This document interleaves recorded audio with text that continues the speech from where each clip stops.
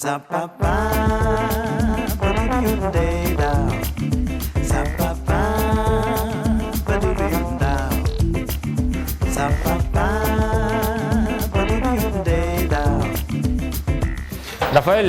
Hola. ¿Qué tal? Muy buenas.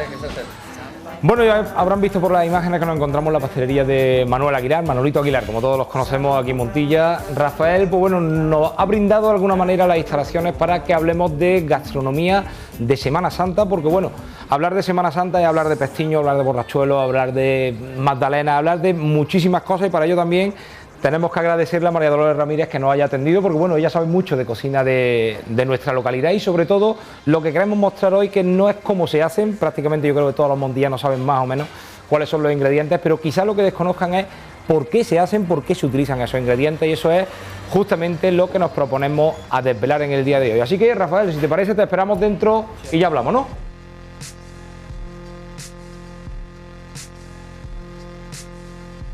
Bueno, pues como le decíamos, vamos a hablar de cuál es el origen de la gastronomía, o mejor dicho, de la repostería. Pero antes de nada, María Dolores, Rafael, bueno, los días previos estábamos preparando el programa con María Dolores, hablábamos de que precisamente hablar de repostería, hablar de gastronomía y sobre todo de los productos más típicos, de los platos más típicos, es hablar de alguna manera de un patrimonio que muchas veces nos pasa desapercibido, porque tan patrimonio es la parroquia del Santo como en un momento dado, pues bueno, pues un pastelón o puede ser un pestiño, ¿no?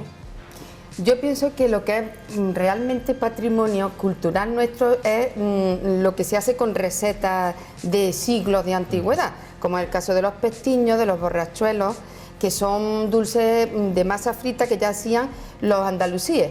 Sí, o sea, yo he visto recetas que son exactamente iguales, pero que son del siglo XI.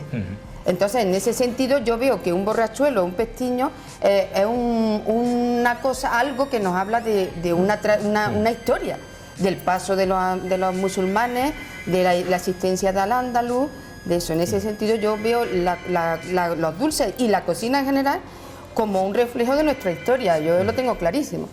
Además, en el caso vuestro de la pastelería, de la confitería de Manuel Aguilar, me comentabas que bueno, muchos de los productos que vosotros elaboráis han sido recogidos, o al menos de lo que es la tradición popular, ¿no? En lo que es de Semana Santa, la inmensa mayoría. La inmensa mayoría, porque claro, estos productos además existen mucho antes de que se creara la confitería, ¿no? Nosotros en cierta forma lo que hacemos es mantener un poco lo que ha sido elaboraciones caseras, que son muy anteriores a la pastelería. Y muchas a su vez tienen raíces todavía mucho más viejas, vienen de tradiciones, como dice María Dolores, que son de memoras, de castellanas. Pues claro, lógicamente es una cosa antiquísima que al día de hoy nadie puede ser creador, ¿no? Nosotros hacemos algunas cositas propias, pero que no son las tradicionales. Pero en esencia conserváis la receta. Más o menos, porque es lo mismo, los mismos componentes, de las mismas materias primas, utiliza, hombre, cosas que lógicamente tienen que mantener el sabor de Semana Santa, lo mismo desde el aceite de oliva hasta la grasa, pero en fin, también hay otras combinaciones que se pueden ir también enriqueciendo con la actualidad, porque también en la actualidad también creamos cosas. De todas maneras, decimos que es igual que las recetas, pero evidentemente ha habido una evolución, porque me comentaba incluso que, bueno, evidentemente si hablamos de que hay unos dulces que son de época árabe, por ejemplo, bueno, ahí no había utilización del vino que sí lo utilizamos ahora, ¿no? Vino... Ha sido una evolución, ¿no? Hombre, claro, es que es reflejo de la historia. Vamos, la Catedral de Córdoba, fue mezquita, después fue catedral. Ahí refleja muchísimas épocas. Pues en las recetas pasa lo mismo, cada época aporta a lo mejor un poquito, pero en la esencia sigue ahí, porque tú ves la receta y es que es exactamente igual, aparte, por ejemplo, del vino. Sí, pero también ten presente que en la época de los árabes había una convivencia con cristianos grandísima, que entre otras cosas eran mayoría, y se mezclaron componentes de las dos culturas. Sí, pero en las recetas que yo he visto en los recetarios antiguos, en los dulces de masa frita, yo te puedo demostrar con esas recetas que son exactamente lo mismo, pero nunca llevaban vino. En las que yo he visto, yo te estoy hablando de los recetarios andalusíes. Luego esto pasa, como dice Rafael, hay influencia cristiana y musulmana. No pueden tener vino, ¿no? Obvio, lo prohíbe la religión. Claro. Pero lo que sí que al lado están otros que sí, y mezclan unos productos con otros. Lógicamente el andalusí tiene que ser sin vino, es lógico, pero el nuestro con vino. Ya, y también están los dulces judíos, que también influyen las tres culturas. Es que la gastronomía es en la historia. O sea, quiero decir que todas las recetas antiguas tienen la misma mezcla que tienen la forma de hablar o los edificios. Están lo que dice Rafael, como los edificios mudéjares. Tienen mezcla de musulmán y cristiano, pues lo mismo. Sí, nosotros tenemos mezcla, ¿no? María Dolores, cuando estudiábamos lo del pastel cordobés de Manteca. Sí. Era de la época cristiana del califato. Ya. Claro. Lo único que pasa es, claro, que en el califato había un montón de cristianos que convivían y eso sí que comían cerdo. Claro, pero también hablábamos antes con Antonio que decíamos lo de las albóndigas, ¿no? De Semana Santa, que son las albóndigas de bacalao. Las albóndigas de bacalao, su origen está en albóndigas Andalucía de carne, que luego esa misma receta se adapta al pescado que manda la religión cristiana. Claro. O sea, pero precisamente es lo que yo estoy hablando, que refleja la historia. En ese sentido lo veo como los monumentos, ¿no? Que reflejan su historia, ¿no? La historia de ese lugar. Yo creo, le estaba comentando a Antonio, que nuestra gastronomía es nuestro patrimonio que podemos ofrecer luego al turismo. Y eso le da un bien económico, aparte de cultural, es un bien económico para un turismo culto y de calidad, que es lo que nos interesaría que viniera, ¿no? Esta casa, de hecho, tiene montones de clientes hebreos y árabes. Sí. Bueno, árabes. Precisamente porque son los productos que ellos pueden consumir. Claro, tanto claro. el alfajor como la teja con masa de alfajor. Claro. Eso se vende habitualmente en las comunidades judías y árabes. Y yo diría que de rebote los que tenemos, por ejemplo, el colesterol alto nos viene divinamente, porque son dulces muy sanos. Pueden engordar, pero no llevan nada más que productos naturales, de una calidad, hemos visto, un aceite de oliva magnífico, una harina estupenda.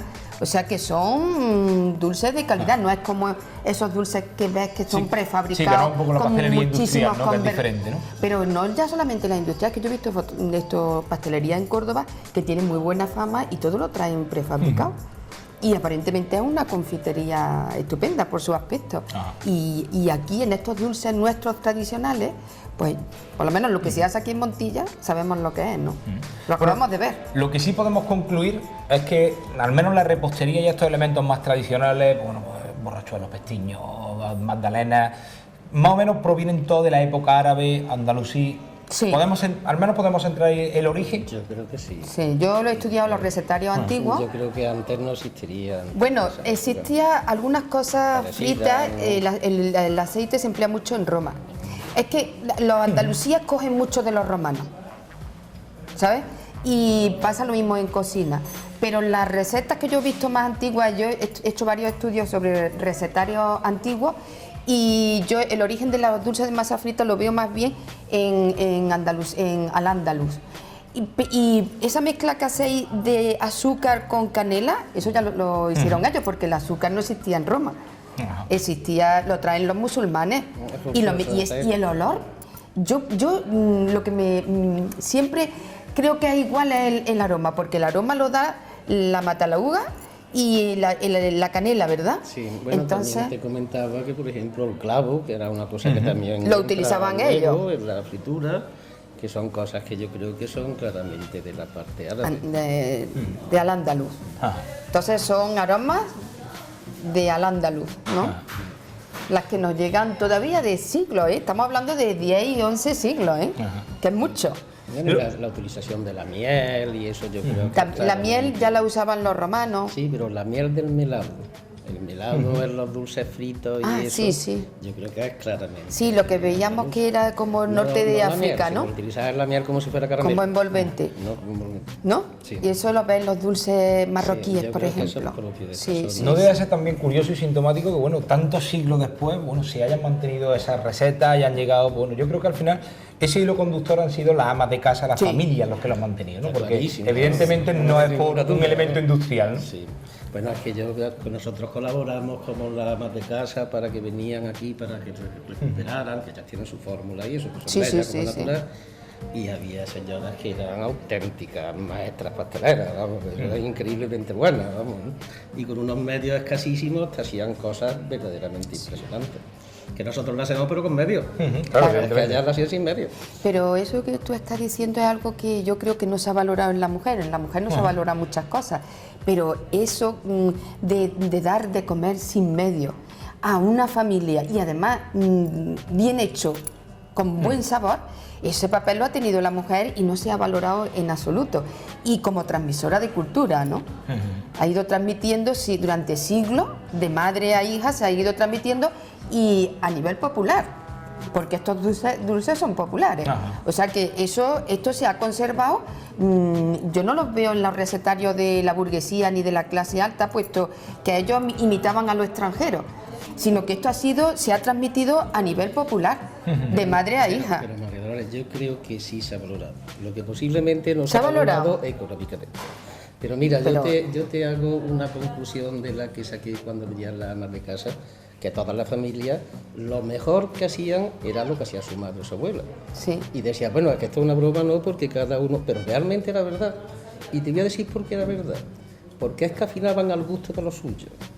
Y iban cambiando justamente a cuando le decían, me gusta un poquito más... me gusta más, así. Y entonces, efectivamente, en esa casa, lo que sea la abuela, era lo mejor. Era imposible hacer lo mejor, porque estaba toda su vida dedicada nada más que a tener el gusto de los componentes de la familia. Claro, estaba pendiente de la familia, de lo que le gustaba. Todavía cuantos nietos llegan a la pastelería y dicen, no, esto está muy bueno, pero por lo de la abuela no está. Y llevan razón, para su gusto.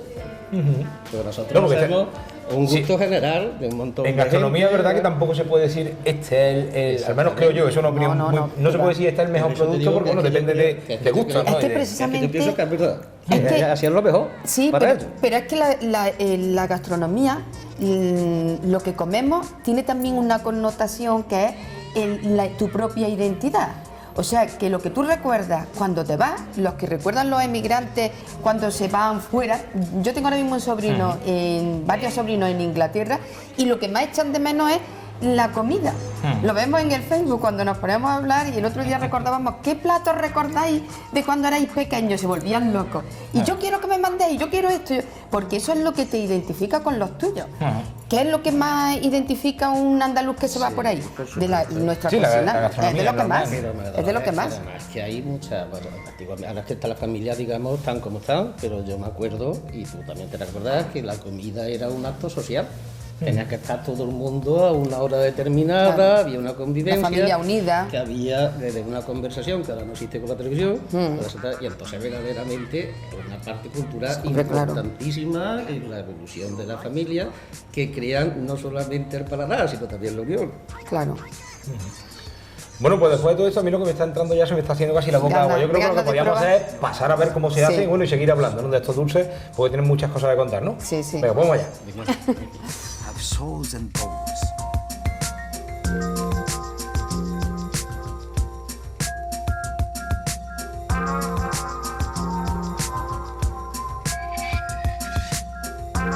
Ahora sí que estamos ya con como se hacen en este caso pestiños, ¿no? No, pestiños no, lo estábamos hablando antes. La masa de pestiño, aunque no tenga la forma. Bueno, vamos a hablar de los ingredientes porque bueno, ya decíamos antes que no se trata de ser un programa gastronómico en el que digamos cómo se hacen, para eso ya hay cientos de recetas y como decía Rafael antes, bueno, las amas de casa tienen una receta además que están buenísimas, sin desmerecer ninguna, todas están muy buenas. ¿Qué ingredientes son los ingredientes básicos que se suelen utilizar en este tipo de repostería? Lo primero y quizás de lo más difícil de conseguir es la harina. Ajá.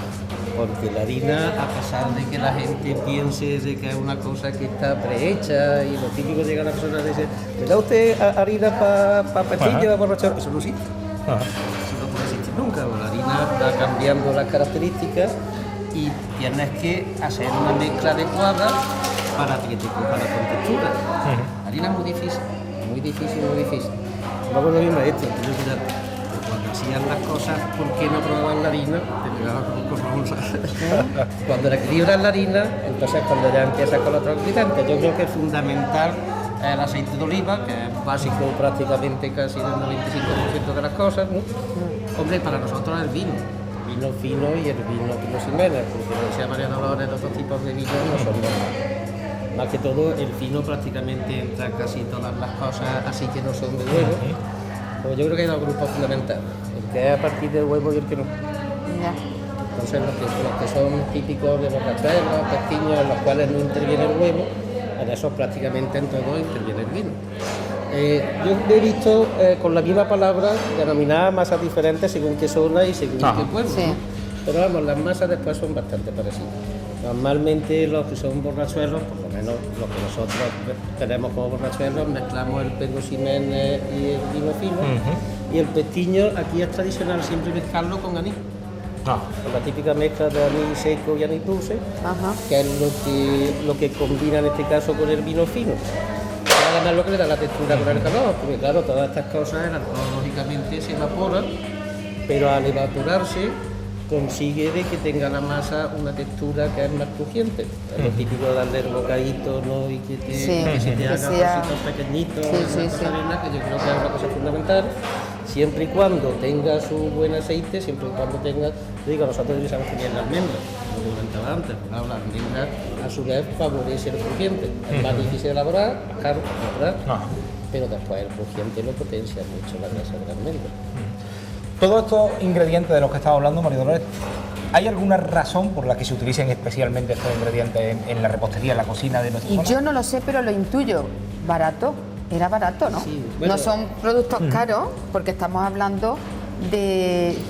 No digo ahora, digo antes. Son productos que eran asequibles, aceite de oliva y harina. Es como las gachas, eso es lo más primitivo que hay en cocina, la harina y el agua.